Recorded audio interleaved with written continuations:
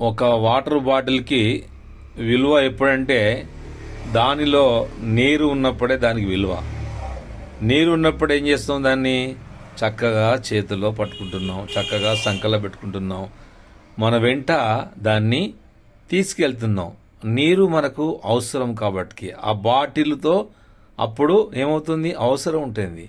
కానీ నీరు అయిపోయినాక, ఆ నీరు త్రాగినాక బాటిల్ని ఏం చేస్తున్నాం, చెత్త బుట్టలో పడేస్తున్నాం, ప్రక్కకు పెడుతున్నాం. అంటే దాని విలువ క్షణంలో మారిపోయింది.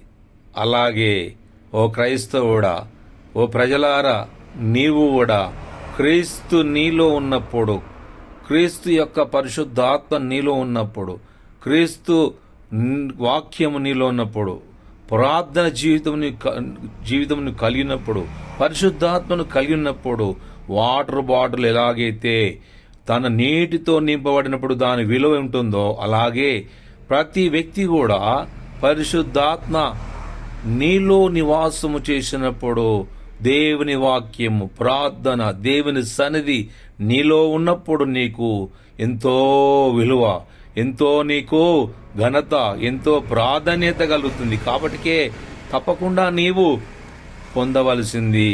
బాటిల్లో నీరున్నప్పుడు, బాటిల్కి ఎలాగైతే నీరు ఉన్నప్పుడు దానికి విలువ ఉన్నదో, నీరు అయిపోయినప్పుడు దాని జీవితము ప్రక్కకు పడేసినాము, చెత్తబుట్టలో పడేసినాము.